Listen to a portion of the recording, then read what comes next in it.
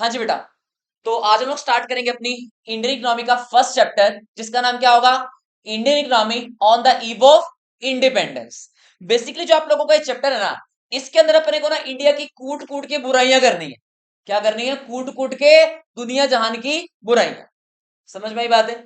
मतलब इस चैप्टर के अंदर आप लोगों को यह बताना है कि on the eve of independence, मतलब हमारा इंडिया जब आजाद हुआ था ना, तो उस टाइम पे हमारा इंडिया किस टाइप का था, किस तरीके का था। मतलब पिछली पुरानी एसएसटी घटिया, किस किस को पसंद है एसएसटी? तो मुझे ये बताओ, हैंड रेज करना, किस किस को पसंद थी एसएसटी अपनी 10th 9th क्लास में? सोशल साइंस बर्बादी। इट इज 71 थे, फिर टॉपर है यार तू। बस फॉलोइंग। हाँ जी, तो मतलब Indian economy on the eve of independence लगा के चलो पूरी की पूरी नॉर्मली एसएसटी ही है ये, लेकिन हम लोग इसको पूरा का पूरा ना कुछ इंटरेस्टिंग तरीके से बनाने की कोशिश की है, तो उसके तरीके से आप इसको पढ़ेंगे पूरा का। तो जो फर्स्ट चैप्टर आप लोगों का है Indian economy on the eve of independence, इसकी जो बेटा वेटेज है ना, वो आप लोगों की 6 to 8 मार्क्स में, मतलब इतने में से आप लोगों के पास इसमें से क्वेश्चन देखने को मिलेगा। क्लियर हो गया? मतलब यहाँ पे हम लोगों को ये बताना है कि हमारे इंडिया की जो सिचुएशन थी ना, वो किस तरीके की थी, किस टाइप की थी, कब के टाइम पे, on the eve of independence. बताना भाई, हमारा इंडिया आजाद कब हुआ था, जल्दी बता। 2013 में, 2012 में? 2013 में, 2012 में? बता दे, अच्छा बता, एग्जैक्ट बता कब हुआ था। 15 अगस्त 1947। अच्छा, हमारे इंडिया का कॉन्स्टिट्यूशन कब बना था? 26 जनवरी 1950। यार इतना तो पता ना चाहिए तेरे को। हाँ जी, तो हमारा इंडिया आजाद कब हुआ था? 1947 में। तो मतलब किस किस ने सुन रखा है ऐसा कि हमारे इंडिया को पहले के जमाने में, वो भिड़े के टाइम पे कहते ना, हमारे जमाने में, मतलब सोने की चिड़िया कहा जाता था। सुना होगा आप लोगों ने, सोने की चिड़िया। तो इस पूरे चैप्टर के अंदर अपने को डिटेल में बात करेंगे कि क्या इंडिया की औकात थी, क्या इंडिया मतलब किस तरीके का था, क्या था, हर एक बात अपन डिटेल में करेंगे। समझ में आया? तो बोलो चैप्टर का नाम, जय माता दी, मतलब Indian economy on the eve of independence. पूरे चैप्टर में करना क्या? इंडिया की कूट कूट के बुराइयां। समझ में आया? इस पूरे चैप्टर के अंदर एक जगह भी ऐसे नहीं होगी जहां पर अपने को अच्छाइयां दिखानी है। पूरे के पूरे जितने टॉपिक्स हैं, हर एक टॉपिक में क्या दिखाएंगे? टोटली बुराइयां ही बुराइयां। जैसे तुम्हारे अंदर बुराई कूट कूट के भरी हुई है ना, सेम सिचुएशन यहाँ की थी। यहाँ की पापा क्या करेंगे? बुराइयां ही बुराइयां डिस्कशन करेंगे। समझ में आया? अब अपने को इस पूरे चैप्टर के अंदर बेटा जी टोटल, अब देखो क्या लिखा हुआ है टॉपिक का नाम, यहां देखो ध्यान से।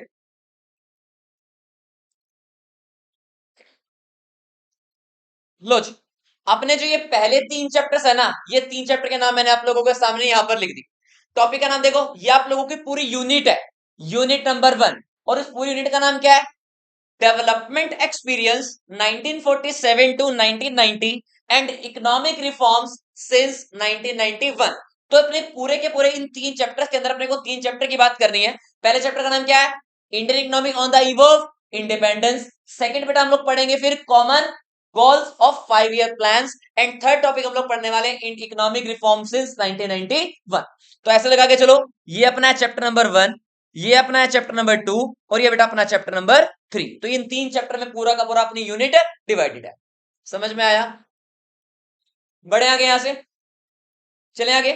ओके, अब हम लोग सीखते हैं बेटा सबसे पहले नंबर पे Indian economy on the eve of independence के बारे में। हाँ जी, देखो क्या लिखा हुआ है, कह रहा on the eve of independence India possessed low level of economic growth. What do mean low level of economic growth? कौन बताएगा? अच्छा, तुम्हारे हिसाब से इकोनॉमिक ग्रोथ का मतलब क्या होता है, तुम मुझे बताओ। जीडीपी। अच्छा, जीडीपी का मतलब क्या है? Gross domestic product. मतलब हमारे इंडिया की जो उस टाइम पे बेटा औकात थी ना, या फिर जीडीपी थी ना, वो बहुत ज्यादा क्या थी? इकोनॉमिक ग्रोथ बहुत ज्यादा कम थी। मतलब ऐसे लगा के चलो, विद इन लगा के चलो 2 और 3% हर साल क्या होती थी बेटा? उनकी ग्रोथ रेट होती थी। ग्रोथ रेट सिर्फ 2 से 3%, बिल्कुल मामूली सी ग्रोथ। अब हमारा उस टाइम इंडिया ना बेटा लो इकोनॉमिक डेवलपमेंट से जूझ रहा था। मतलब हमारे इंडिया के डेवलपमेंट होने के लिए कुछ था ही नहीं। क्यों नहीं था? उसके बारे में हम बातें करेंगे। तो पहली बात दिमाग में डाल के रखना, हमारा जो इंडिया था ना बेटा पहले, उसकी इकोनॉमी का नाम था स्टेगनेंट इकोनॉमी। क्या नाम बोला मैंने? Stagnant economy. What in stagnant? Stagnant का मतलब होता है बेटा जी जिसकी ग्रोथ होती है बहुत ज्यादा लिमिटेड, मतलब लो डेवलपमेंट यानी कि लो ग्रोथ।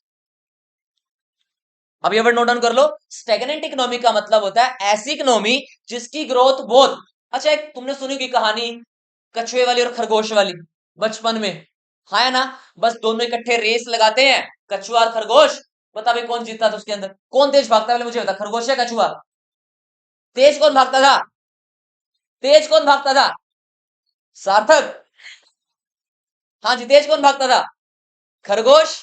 जीता कौन था? क्या दिक्कत हुई थी, क्या हुआ था, जरा सोच के बताओ उस टाइम पे। दोनों इकट्ठे जा रहे थे, उस खरगोश ने क्या सोचा था बताओ जरा? अरे कछुआ तो वैसे ही अपनी थोड़ी ऐसी चाल चलता है, एक काम करो आराम से पी लेता हूँ। कौन से वाली? माल्टा। नहीं माल्टा यार, अच्छा रोड से। हाँ तू ही उसका तो, तूने लॉन्च तूने की थी है ना। चलिए सुनो ध्यान से मेरी बात को। तो हमारा इंडिया में तो उस टाइम पे कैसा था, बिल्कुल स्टेगनेंट इकोनॉमी थी इंडिया की। स्टेगनेंट इकोनॉमी मतलब जिसकी growth very very very slow, बिल्कुल कछुए की चाल की तरह बिल्कुल स्लो होती थी। समझ में आया? तो स्टेगनेंट इकोनॉमी का मतलब होता है ऐसी इकोनॉमी जिसकी बेटा ग्रोथ कैसी होती है, बिल्कुल लो इकोनॉमिक ग्रोथ। क्लियर हो गया? उसके बाद अंडर द कॉलोनियल रूल। अब बेटा ये जो वर्ड लिखा है यहाँ पे colonial rule, what do you mean by colonial rule? What does it mean colonial rule? अब यहाँ पे बात को बड़े ध्यान से सुन। बेसिकली जो बेटा कॉन्सेप्ट है कॉलोनियल रूल का, यहाँ पे ना दो चीजें आती हैं, दो पार्टीज होती है, दो कंट्रीज होती थी। एक कंट्री को बेटा जी हम लोग बोलते थे कॉलोनी, एक कंट्री को हम लोग क्या बोलते थे, कॉलोनी। और दूसरी होती थी रूलिंग पार्टी। क्या होती थी? Ruling party. बताओ जरा कॉलोनी का मतलब क्या होता था? कॉलोनी का मतलब क्या है यहाँ पे? मैंने आपको बोला दो कंट्रीज हैं, पहली कंट्री कौन है, कॉलोनी, दूसरी कंट्री कौन है, रूलिंग पार्टी। जरा मुझे बताना, हमारे इंडिया के अंदर जो ये गवर्नमेंट है, बीजेपी गवर्नमेंट सुना होगा, जेजेपी तुमने सुना होगा, कांग्रेस पार्टी तुमने सुना होगा, इसके अंदर से रूलिंग पार्टी कौन सी है? बीजेपी। और ऑपोजिशन पार्टी कौन सी है, केजरीवाल वाली या कांग्रेस? मतलब बीजेपी के अलावा जितनी है रह गई यार, वो सब कौन सी पार्टी है, ऑपोजिशन पार्टी। हाँ है ना। अब हमारा इंडिया बताना जरा किसके अंडर था, ब्रिटिशर्स के। ब्रिटिश रूल चल रहा था, कॉलोनियल रूल चल रहा था। तो ये बताओ कॉलोनी यहाँ पे हमारा इंडिया था या ब्रिटिशर्स थे? हमारा इंडिया। कौन था ब्रिटिशर्स कौन थे हमारे? ब्रिटिशर्स कौन थे, रूलिंग पार्टी। इंडिया कौन था, कॉलोनी। समझ में आया? मतलब जिसके अंडर हम लोग दब के रह रहे हैं, वो कंट्री कौन सी होगी, रूलिंग कंट्री। जो हम लोग खुद हैं, जो दब के रह रहे हैं, हम कौन होंगे, कॉलोनी। जरा पढ़ने को यहाँ पे कॉलोनियल रूल क्या था। कह रहे refers to a system between two countries under which one country is the colony and the ruling country determines the economic policies of the country. ये देखो बेचारे, हमारे इंडिया के साथ उस टाइम पे ये होता था, दिख रहे होंगे तुम लोगों को ये। अच्छा लगान मूवी तुम्हारे से किस किसने देखी है? लगान मूवी, रेज योर हैंड्स। लगान मूवी किसकी है? अमिताभ बच्चन की। अच्छा आमिर खान देखिए। बता थोड़ी स्टोरी बता मुझे, क्या हुआ था जरा उसके अंदर। क्रिकेट वाला कुछ है, ऐसे नहीं, प्रॉपर किसने देखी है, 10 बार 15 बार किसने देखी है, तुमने देखी है? इधर आगे। अच्छा बता चल फिर क्या हुआ था, पूरी स्टोरी सुना। सुन लो भाई जिसने नहीं देखी हुई मूवी। अरे बिल्कुल चुप, गर्वेद बिल्कुल चुप। हाँ जी बोलो बेटा। वो लड़कियां लेके आ गया था? अच्छा लड़के आ गया था, किससे लड़के आ गया था? अच्छा ब्रिटिशर से लड़के आ गया था, ओके।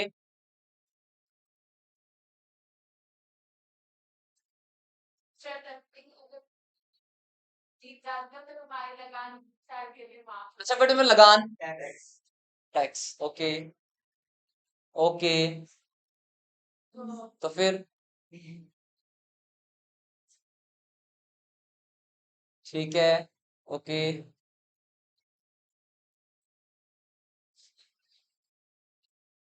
अच्छा और फिर कितनी बार देखी तूने मूवी, से बताइए दिल से। 15 बार या 20 बार? है 20 25 बार देखी होगी तूने मूवी शायद। हवेली ढकी। चलिए सुनी बात को ध्यान से।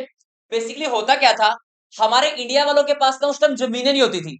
तो हम लोग को बेसिकली क्या करते थे, जो जमींदार, सुना तुमने वर्ड जमींदार या फिर ब्रिटिशर्स, तो बेटा जो उनकी जमीनों पे ना हम लोग क्या करते थे, खेती करते थे। अब उनको उसके बदले में क्या पे करना पड़ता था, लगान पे करना पड़ता था।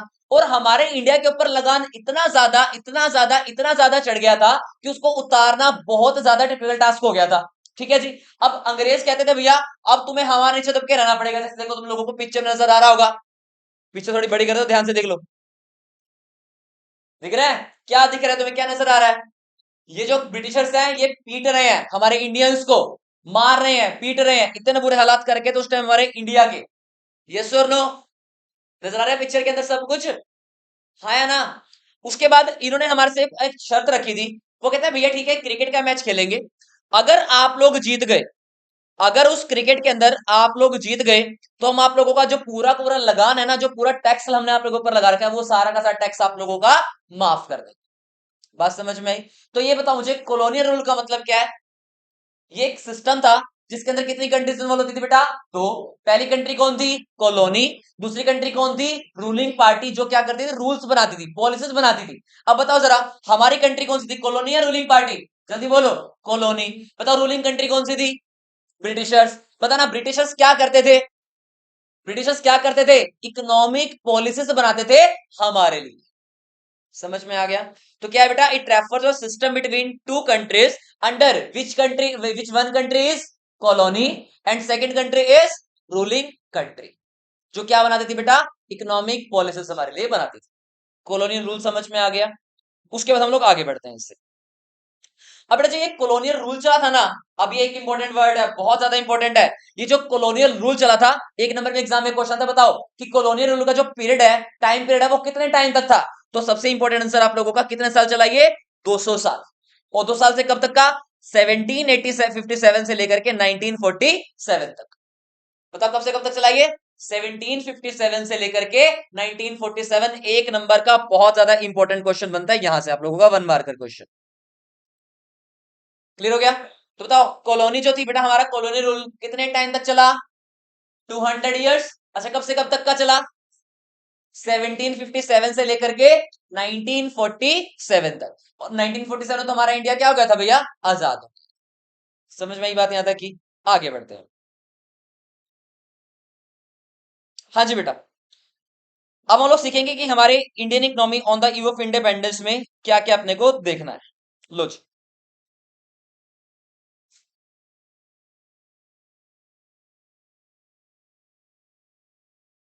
बताओ before the Britishers enter into India, बताओ हमारे इंडिया की इकोनॉमी कैसी थी? Prosperous economy. बट में प्रोस्पेरियस इकोनॉमी, बहुत ज्यादा बढ़िया।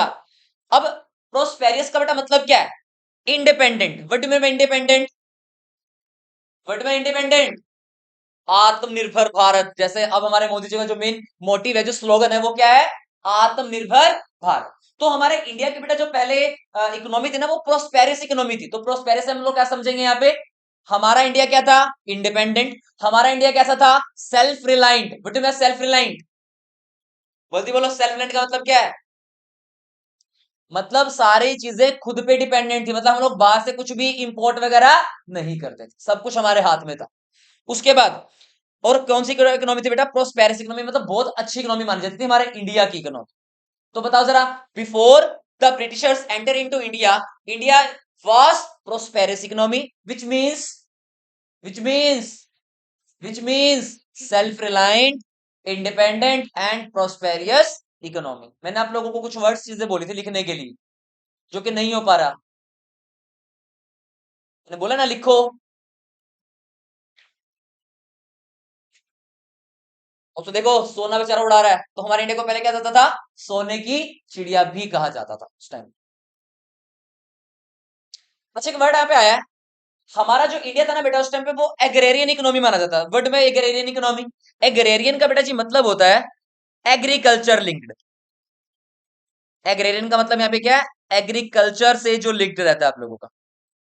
अच्छा सर एक बात बताओ, पुराने जमाने में जब हमारा इंडिया भी आजाद भी नहीं हुआ था, तो आप लोगों को शायद पता होगा अप्रोक्सीमेटली 80% ऑफ द पॉपुलेशन, बताना जरा किस सेक्टर के अंदर बेटा इन्वॉल्व थी? एग्रीकल्चर में इन्वॉल्व थी। अच्छा कितने टाइप के सेक्टर होते हैं अपने पास टोटल? 3। कौन कौन से? First one is primary sector, second one is secondary sector, third one is tertiary sector. पता ना एग्रीकल्चर सेक्टर कौन सा होता है? प्राइमरी। सेकेंडरी सेक्टर को क्या बोलोगे? Industrial sector, industrial. और टर्शियरी को क्या बोलोगे? Service sector. 3 सेक्टर हो गए। प्राइमरी मतलब एग्रीकल्चर, सेकेंडरी मतलब इंडस्ट्रियल, टर्शियरी मतलब सर्विस सेक्टर। क्लियर हो गया? पहले के समय, अच्छा तुम एक बात बताओ यार, 70 to 80% में आप लोगों को बोल रहा हूं, 80% पॉपुलेशन अप्रोक्सीमेट कहां पे एंगेज है? एंगेज कहां पे थी पहले? एग्रीकल्चर के अंदर। मतलब पहले के जमाने में कोई और काम तो होता नहीं था ज्यादा, तो सारे के सारे लोग किस पे डिपेंडेंट थे? एग्रीकल्चर पे डिपेंडेंट थे। तो सोच के देखो, अमीरी ज्यादा थी या गरीबी ज्यादा थी उस टाइम? सोच के देखो। क्या एग्रीकल्चर से जीडीपी ग्रोथ हो सकती है क्या? कौन कौन यस कह रहे हैं? हाँ, हो सकती है। एग्रीकल्चर सेक्टर से क्या इकोनॉमिक ग्रोथ पॉसिबल है? मैं कह रहा हूं नहीं। और मोदी जी ने भी यही माना है कि एग्रीकल्चर सेक्टर से बेटा जी इकोनॉमिक ग्रोथ पॉसिबल नहीं है। हाँ, सर्वाइवल तो पॉसिबल है, लेकिन ग्रोथ पॉसिबल नहीं है। हम बताओ जरा, तीन टाइप की बेटा वो होती है, इकोनॉमीज होती है। First one is developing, second under developed, और थर्ड वन इज डेवलप्ड। हमारे इंडिया का क्या पार्ट है? डेवलपिंग। क्या मतलब डेवलपिंग का? जो तरक्की कर रही है, जो ग्रोथ अभी चल रही है जिसकी। हाँ या ना? अंडर डेवलप्ड का मतलब क्या होता है? बिल्कुल पिछड़ी हुई, बिल्कुल पिछड़ी हुई। और डेवलप्ड मतलब अमेरिका, यूएसए। हाँ या ना? अब हमारा जो इंडिया था ना बेटा, अगर वो सिर्फ एग्रीकल्चर पे डिपेंड रहता ना, तो हर सिचुएशन में अंदर बेटा वो क्या बन जाता? अंडर डेवलप बन जाता। मोदी जी ने मेन फोकस किस पे किया? अब एक बात बताना यार, हम लोग सबसे अमीरों में किसका नाम लेते हैं आज के दिन? अंबानी का, टाटा का, इन्हीं का। एग्रीकल्चर का तो कोई नाम नहीं आया यार। 80% पॉपुलेशन तुम कह रहे हो कि एग्रीकल्चर में इन्वॉल्व है, तो अमीरों के अंदर एग्रीकल्चर का कोई नाम क्यों नहीं है? मुझे ये बताओ। और बताना जरा, ये जो अंबानी, अडानी, टाटा, बिरला जितने हैं, ये सारे कौन से सेक्टर का पार्ट है? सेकेंडरी सेक्टर का, इंडस्ट्रियल सेक्टर। तो पैसा ज्यादा से ज्यादा कहां पे है? इंडस्ट्रियल सेक्टर में, नॉट प्राइमरी सेक्टर। बात समझ में आ गई? तो इसका मतलब एक हमारे इंडिया के लिए सबसे बड़ी दिक्कत और भी थी कि हमारे इंडिया की जो बेटा इकोनॉमी थी वो कैसी थी? Agrarian economy. बट इनमें एग्रेरियन इकोनॉमी एग्रीकल्चर पे डिपेंड। देखो जरा पढ़ो, यहाँ पे क्या लिखा हुआ है। कह रहे agriculture was main source of livelihood, engage about 2/3 of the total population. बात समझ में आई यहां तक की? क्लियर हो गया? उसके बाद अच्छा बताओ जरा, हमारे इंडिया के अंदर सबसे पहले एक इंडस्ट्री होती थी जो बहुत फेमस इंडस्ट्री थी। पता नाम उसका क्या है? कौन सी इंडस्ट्री थी? हैंडीक्राफ्ट। सुना मैं हैंडीक्राफ्ट का मतलब क्या होता है? क्या मतलब है हैंडीक्राफ्ट का? हाथ से बनी हुई चीजें। हाँ या ना? और हमारे इंडिया के अंदर बहुत फेमस थी हाथ से बनी हुई चीजें। तुम्हें पता है, पहले तुमने सुना होगा स्वेटर्स वगैरह होती थी पहले, या हाथ से बनी हुई आप लोगों की। तुमने किस किस ने वो देखी हुई है? आ, खेस टाइप, सुना खेस होते थे, दरिया। सुने सारी बातें, ये किससे बनती थी पहले? वो हैंडीक्राफ्ट बनती थी, हाथों से बनती थी। आजकल सारी चीजें किससे बनती है? मशीनों से। तो पहले हमारे इंडिया की जो ये चीजें थी बेटा बहुत ज्यादा फेमस थी, वर्ल्ड वाइड बिकती थी, वर्ल्ड वाइड। सिर्फ इंडिया में नहीं, दूसरी कंट्रीज के बेटा हम लोग एक्सपोर्ट भी करते थे ये सारी आइटम्स। तो बताना जरा, इंडिया पहले क्या था? India was well known for its handicraft industries enjoy high standards of craftsmanship. मतलब इंडिया बहुत फेमस था पहले इस चीज के लिए। समझ में आया? तो पॉजिटिव चीजें कितनी बतानी है अपने को? तीन। पहली बात क्या बताओगे? एक प्रोस्पेरिस इकोनॉमी थी, सेल्फ रिलायंट था, इंडिपेंडेंट था, प्रोस्पेरिस इकोनॉमी था। पहली बात तो ये कर ली। सेकंड इंपॉर्टेंट बात क्या की कि हमारे इंडिया की इकोनॉमी कैसी थी? एग्रेरियन। एग्रेरियन बोले तो डिपेंडेंट किसके ऊपर थी? एग्रीकल्चर पे। कितने परसेंट? अप्रोक्सीमेटली 2/3, या फिर 75 to 80% अप्रोक्सीमेटली हम लोग कह सकते हैं एंगेज थी एग्रीकल्चर में। तीसरा पॉइंट क्या बोलोगे? India was well known for its handicraft industries enjoy high standards of craftsmanship. बात समझ में आई यहां तक? क्लियर हो गया? आगे बढ़ते हैं। अब भैया, जब ब्रिटिशर्स का राज आया, बताओ कब राज आया था? अभी लिखवाया है, 200 साल तक चला था। कब से कब तक? 1757 से 1947। तो मतलब राज शुरू कब हुआ? 1757 से। जैसे बेटा ब्रिटिशर्स का राज आया ना, हमारे इंडिया की औकात को उन्होंने बिल्कुल क्या कर दिया? जीरो कर दिया। मेन जो बेटा ब्रिटिशर्स पॉलिसी अपनाई गई थी ना, वो दो ब्रिटिशर्स की पॉलिसी थी। क्या करना था उन लोगों ने? पहली पॉलिसी उनके नाम से क्या था? On economic interest. क्या मतलब था ऑन इकोनॉमिक इंटरेस्ट? वो इंडिया में घुस तो गए, पॉलिसीज बना भी ली, लेकिन किसके लिए? हमारे लिए, अपने लिए? बोलो, हमारे लिए या अपने लिए? उन्होंने सिर्फ और सिर्फ अपना पॉजिटिव सोचा, अपना। पता जरा अपना पॉजिटिव कैसे सोचा था?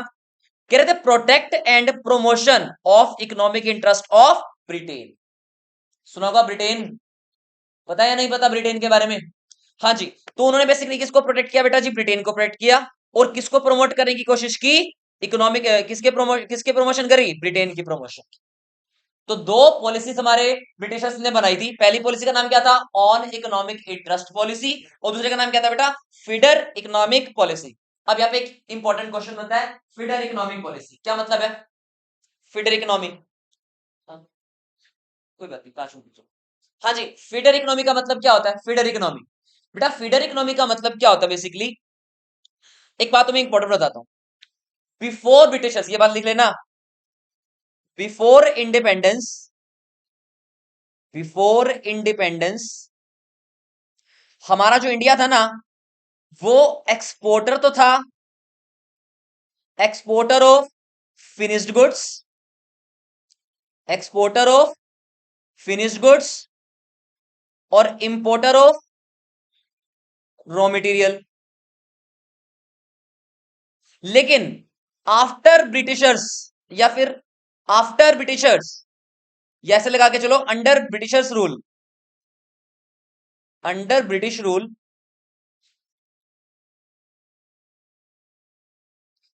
हाँ जी, यहां पे ना बिफोर इंडिपेंडेंस की जगह पे ना वो लिख लो, बिफोर ब्रिटिश रूल,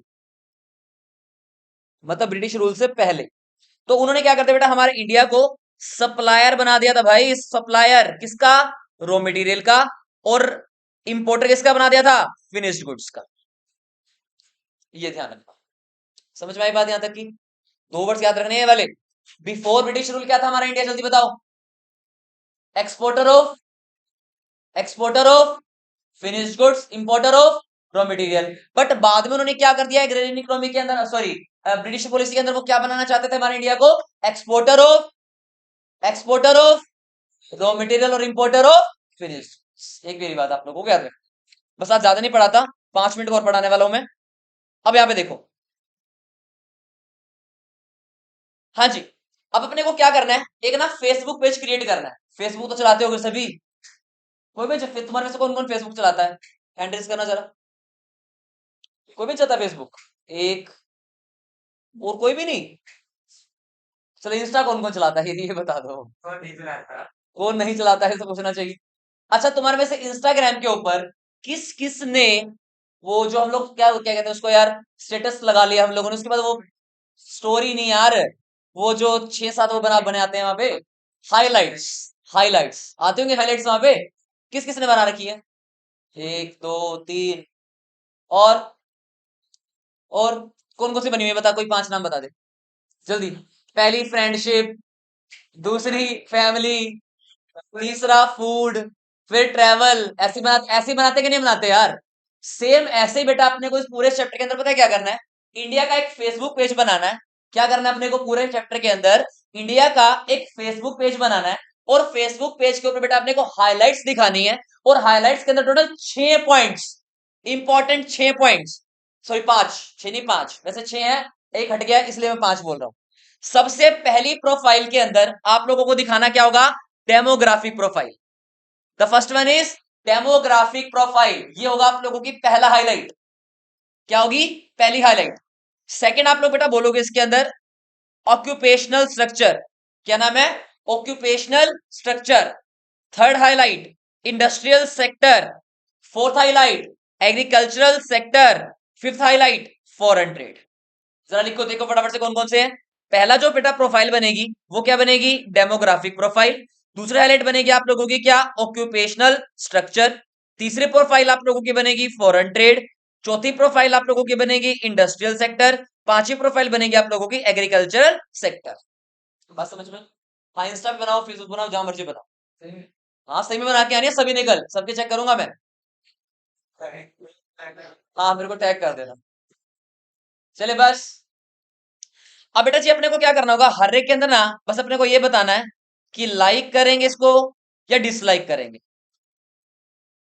हर एक के अंदर लाइक डिसलाइक, हर एक के अंदर लाइक डिसलाइक, हर एक के अंदर लाइक डिसलाइक, हर एक के अंदर लाइक डिसलाइक।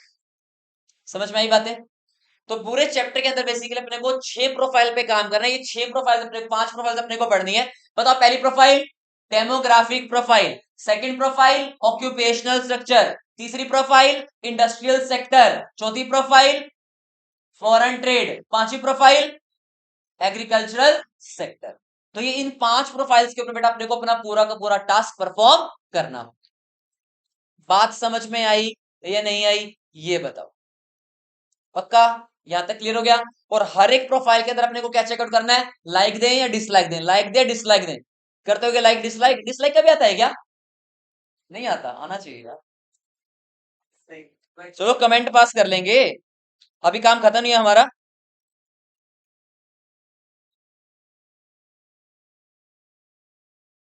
चलो बाकी कल ही पढ़ेंगे, आज बहुत है आज के लिए तो। कल आप लोगों को इतना कॉन्सेप्ट पूरा का पूरा एनसीईआरटी से आप लोगों को बताता हूँ कहां तक पढ़ के आना है, वो पूरा पढ़ के आओगे डिटेल। ठीक है?